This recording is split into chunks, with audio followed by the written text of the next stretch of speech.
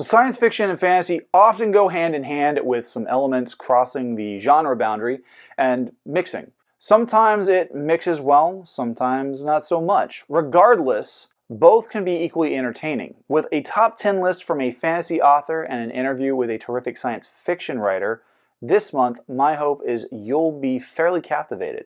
I'm your host, Garrett K. Jones. Welcome to the newest episode of The Right Way.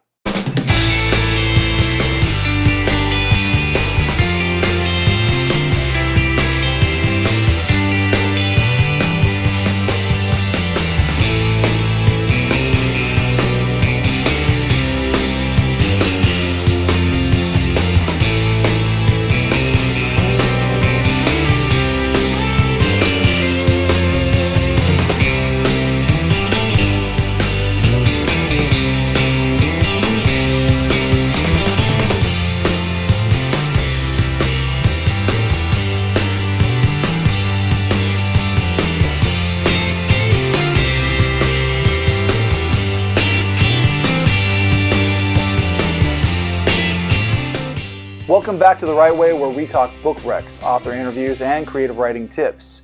Now, if you haven't already done so, please make sure to click the subscribe button and hit the bell for notifications on new videos just like this one. I have a great episode in store for you, but I'd like to share a few announcements before getting into this month's content. Now, starting off, I have two major announcements for this month's video. First thing that I want to share with you is that we are a month and 5 days away from not only the Season 6 finale, but also the second annual Righties Awards. So here is how everything is going down between now and July 27th. So today, June 22nd, is the June episode. That's kind of obvious because we're here. Next week is the July episode on July 6th. There's a 3-week period between that episode and the season finale. In between those episodes, we have the July live stream, just like with April, May, and June. The live streams have been focused on sharing my writing workshops. So after today, there's only 3 episodes left.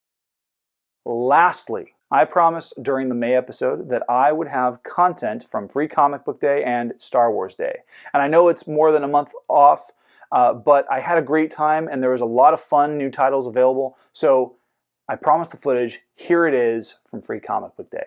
I hope you enjoy.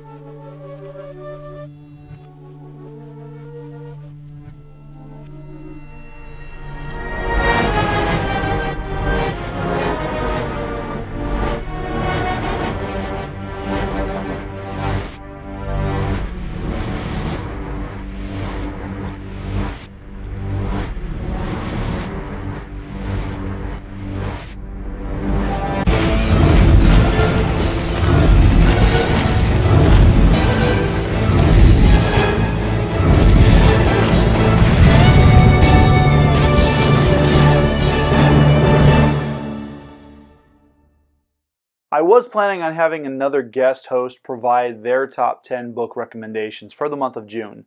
However, due to some unforeseen circumstances, my friend and colleague, John Harrison, was not able to participate with this month's episode. And since I normally do the last episode myself, I just figured, you know what the heck, I'll split the list that I had for July in half and provide half of it this month and the next half in July.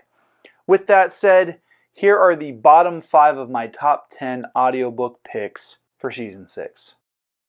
Starting with number 10, What If by Randall Munroe.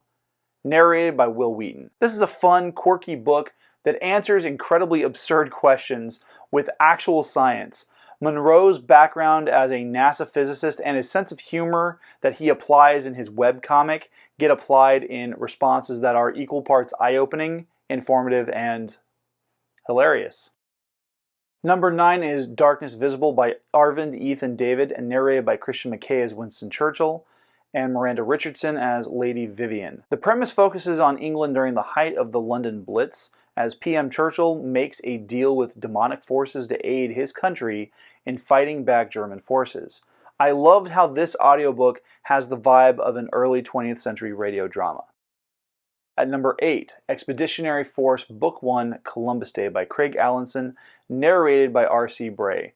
This is an epic military sci-fi piece focused on humanity going to war against a rodent-like alien species called the Ruhar, who invade in a bid to gain control of a relatively nearby stable wormhole. Bray's performance, especially in playing up the various characters and their interesting personalities, is one of the highlights. My personal favorite character in this book is a millennia-old sentient AI dubbed Skippy.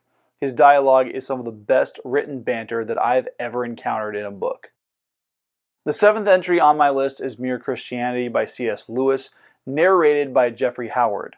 While Lewis was not a trained theologian, his stance in describing and breaking down the Christian faith is incredibly powerful stuff. His train of thought appeals to sound logic as he speaks his apologetics to those listening or reading who might be non-believers. If your only experience with Lewis is his Narnia series, I highly recommend giving this book a read. Number 6 is Yamada Monogatari, Demon Hunter by Richard Parks, narrated by Brian Nishi. Set against the backdrop of feudal Japan prior to the European contact, Lord Yamada wanders the countryside, solving cases involving kitsune, yokai, and ogres in service to those asking for his aid. He's less of a hunter than he is a detective, and the stories, while seemingly done in vignette, are threaded in a way that can be read separately but connect together with a beautiful symmetry. Now, as I've said, these are just the first 5, or better put, the bottom 5 of my list for this season. I have the top 5 coming up next month in July. Now, if you're interested in picking up copies of any of these titles, my recommended platform is Audible. Now, I want to make sure to say that I am not in any way sponsored by Audible. They are just the platform that I prefer to use when I'm listening to my audiobook selections. But if you are interested in these titles, you'll find the ISBN numbers for all of these books down in the video description.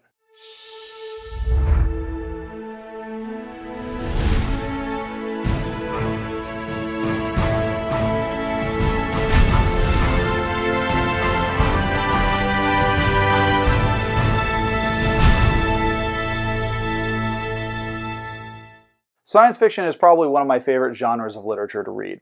I love it when I get to read about fantastic new locales throughout the cosmos, or how the world changes in a century or 2, or even 10. It's awesome to see how the imagination comes up with new technologies. I mean, heck, it was only 60 years ago that Captain Kirk was using a flip phone to call for backup and FaceTiming Vulcans, and less than 40 years since Captain Picard was researching ancient Shakespeare on something akin to an iPad. Now we have pocketable devices that practically run our entire lives, and the ability to drum up info or have a video chat with anyone in the world. I'm still waiting for an actual hoverboard though. Instead, Mattel is too busy trying to create a Barbie cinematic universe to care. But this month, I brought in Jeanne Hull, the author of Midgard, to talk about how she got into writing. I hope you enjoy this interview. Right. Jeanne, thank you for joining me on the show. How you doing? Good, Garrett. How are you? I'm doing great. So tell me about your work and what you write. Sure. Well, first of all, thank you very much for having me on your podcast. This was a cool opportunity to talk more about the book and to learn a little bit more about your own writer's journey. So I'm looking forward to our conversation. But I grew up loving to read. And I would hide in my room and read books all day if I was allowed to do it. And my favorite genres were science fiction and historical fiction. And I often alternated back and forth between the two. On the science fiction side of the house, I found myself really intrigued by the science fiction, young adult science fiction from the 1960s and 1970s, which was about stewardship of our habitat. And most of those were post apocalyptic young adult fiction about what would happen if mankind didn't take care of the planet. So I'd always had a passing interest in it, but I didn't end up pursuing that course of study when I went first through high school and then to college. I went to a military academy at West Point, and there wasn't really an opportunity for me to continue that study further, whether it was literature or science fiction more particularly. But I went into other fields. I actually became an academic. My area of expertise is international relations and counterinsurgency because I drew a lot from my military experience into my academic writing and research. And I realized about 5 years ago that I was really tired of writing nonfiction. I've written a ton of nonfiction, both history and international relations related, and I was tired of it. And I was writing yet another article. I think it was on cybersecurity, and I realized, wow, I don't enjoy writing this. I don't know a lot of people who would enjoy reading this. I've always liked fiction. Why don't I start and see if I could write fiction? So, to make a long story short, I had that conversation with myself and then proceeded to ignore it. And then in 2019, I was at an icebreaker exercise for a Scrum Master certification of all things, where we all had to go around and tell everybody a deep, dark secret about ourselves. And, I like to think of myself as an open book. So I'm like, what am I going to say? What am I going to say? And it got to me, and I just sort of blurted out, I am a closeted novelist. I wasn't planning on saying that, but that's what came out of my mouth. And then I realized it was really true. So I spent the next several months trying to figure out what that meant and what to do with it. And so the book that you wrote, it's called Midgard. Yes. And that falls into that young adult science fiction, almost military sci-fi to some extent, because there is a lot of government military element to it. Tell me more about Midgard. Like how I got to Midgard from the closeted novelist. I'm like, the way that the characters talk and everything, it definitely has more of that Western, I would say North American, at least American military side of things. It absolutely does. So part of that is it's not open satire. I would never call it a satire, but I have a very dry sense of humor. Mm-hmm. So a lot of my military experiences are parodied in there. Some of them are not. Some of them are actually drawn from real experiences. But a lot of the acronyms for some of the insurgent organizations, for example, the opening chapter is drawn from something called the indoor obstacle course test that all West Pointers have to finish to graduate. There's a lot of references to my military career and my military experiences that are littered throughout the novel. And I deliberately tried to make the language somewhat militaristic as well. And you'll notice there's a significant amount of acronyms, and the terminologies that are used are drawn from my Army experience. The setting for my book is Earth in about a century from now, and mankind has nearly destroyed its habitat. So it's not exactly in hell, but it's not in heaven either. It's purgatory heading towards hell. And I was trying to look for a word that could encompass that concept. And in my research, I came across the term Midgard from Norse mythology. And that's what I decided to name the primary capsule in the capsule program, which is one feature of my novel. And it became kind of a metaphor for what was going on in the book more generally. Was writing something that you've always been drawn to, or was this something that just became kind of something that you needed to do because of your job requirements? I think writing has something that's always come more naturally to me than others. Some people have a natural aptitude for math or mental math. That is not me. For me, reading, because I was an avid reader, writing came as almost second nature. Yeah. And when I was younger, I did used to write short stories. I did used to write poetry, and I kind of lost that part of myself. Nobody ever explicitly told this to me, but I didn't grow up around a lot of authors or writers. In fact, I didn't grow up around any. And it didn't seem to me, based off of the conversations that I had with the adults that were in my life, that I could make a career out of writing. Nobody said, don't try to be a writer, but that was the sense that I got, that like writers end up being poor. You don't want to be poor. That's not a career. That's a hobby, and so on and so forth. So I never really took the idea that I could write for a job seriously until I started doing academic writing. And I thought, oh, okay, academics write. They get paid to do other things. I also enjoy teaching.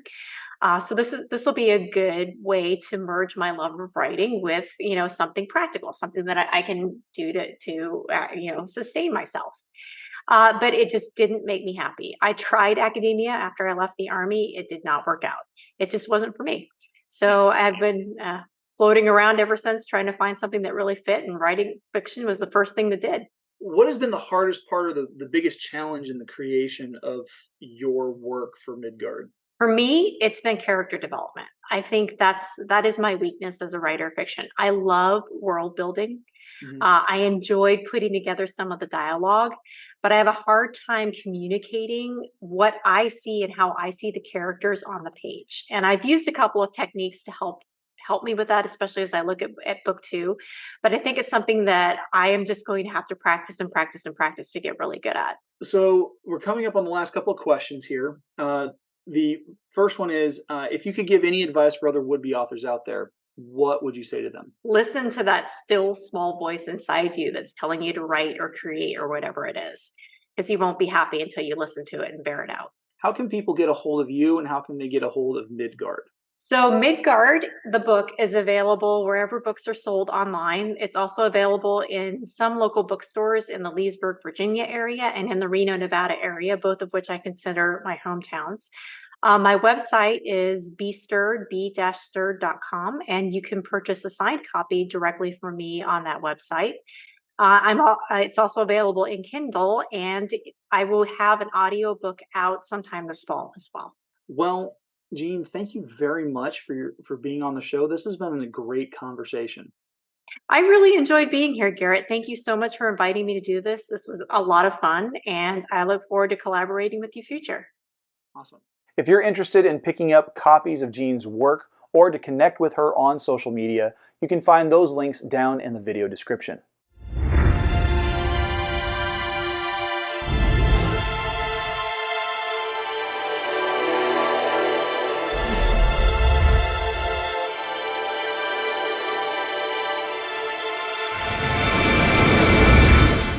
So welcome back to our deep dive discussion into poetry. Last month we discussed how to write acrostics. That's across. Across from where? This time we are picking up on a thread based on something I mentioned last month about ancient Near East poetic styles. Psalm 119 in the Bible is a sort of acrostic style poem. We don't see it in English, but the first letter of each section starts with the corresponding letter in the Hebrew syllabary, such as Aleph, Bet, Gimel, Dalet. Man, I miss good Doctor Who.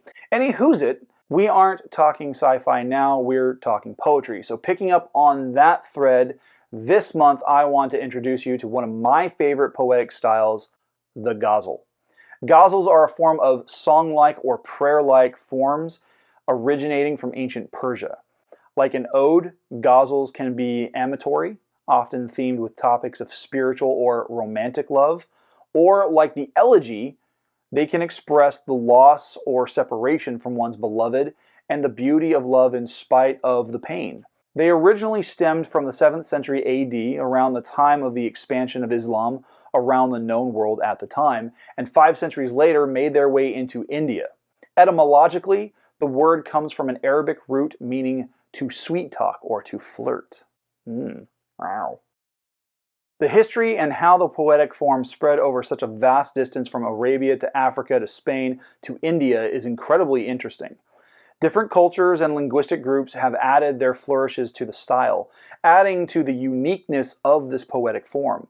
Just like with all written works of art, the art form itself evolves and adapts to the whims of poets and writers creating them. Ghazals are structured into couplets, 2-line verses, and usually as long as 5 to 15 couplets called bait or sher. The couplets themselves are independent from one another, but are commonly linked either by theme or strictly because of the poetic structure. But it is given to a variety of expression.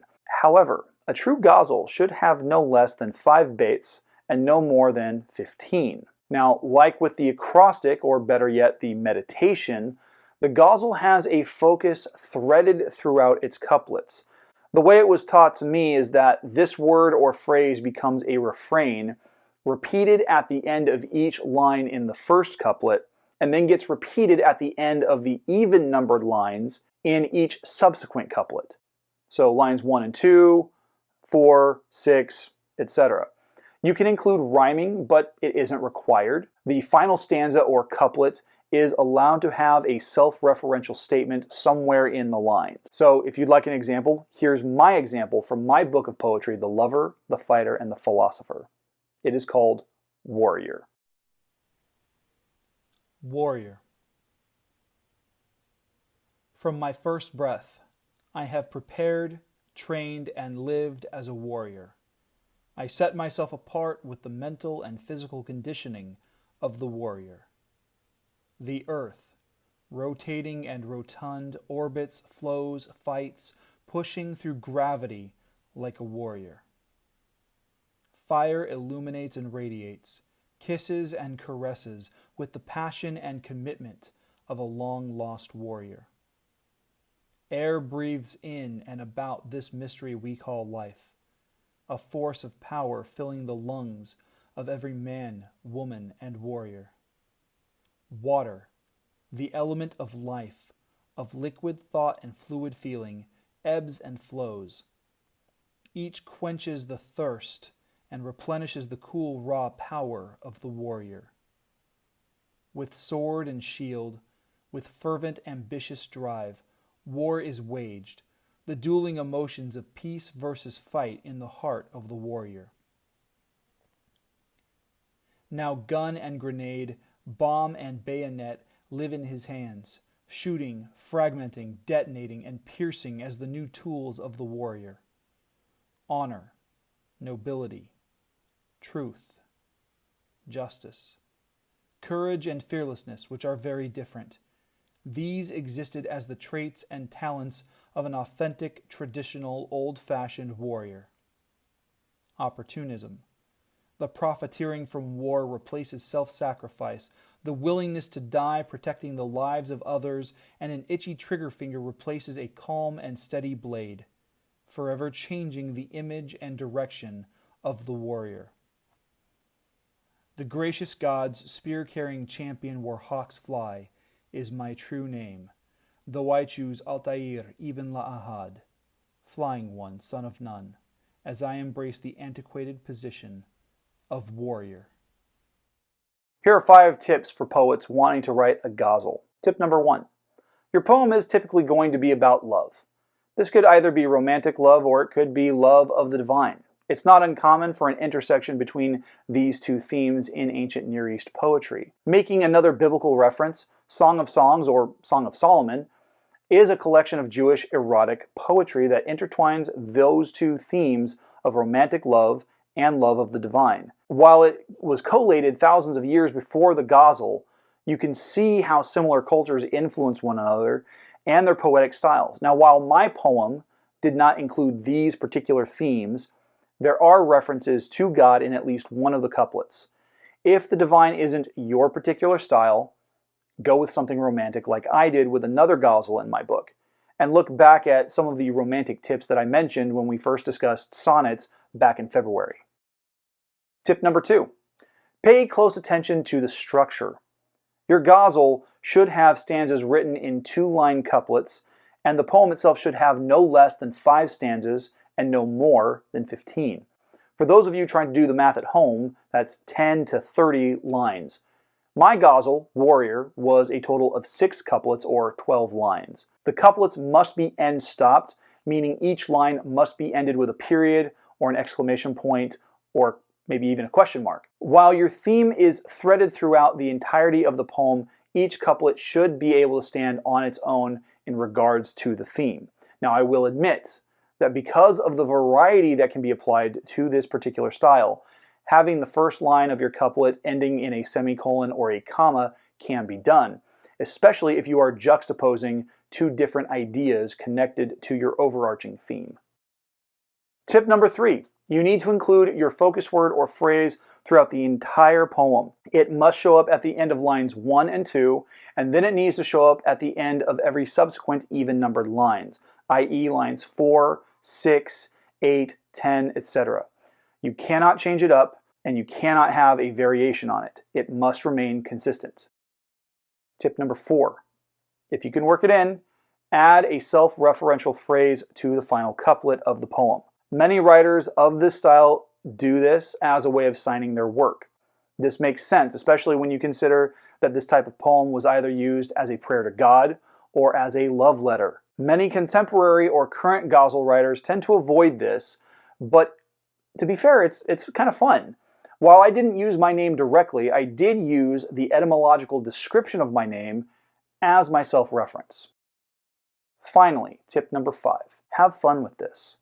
While it is traditional to have each line in a given couplet to have the identical number of syllables, if contemporary writers can eschew the self-reference, then don't feel too bad about changing up the length of your lines and syllable count to stamp your own identity into the poem as much as possible. So that's it. Make your poem about love, either romantic love or love of the divine. Pay close attention to the poem's structure. Include your focus word or phrase in both lines of the first stanza and at the end of every subsequent even-numbered line. If you're able to work it in, put in a self-reference, and finally, just have fun writing out this poem. I would love to see what you guys come up with at home. Write out your poem, and if you're interested, share it down in the video comments, or you can email it to me at gkjpublishing@gmail.com, or you can share it with me on Instagram and X at gkj_publishing. I would love to read it and offer you feedback.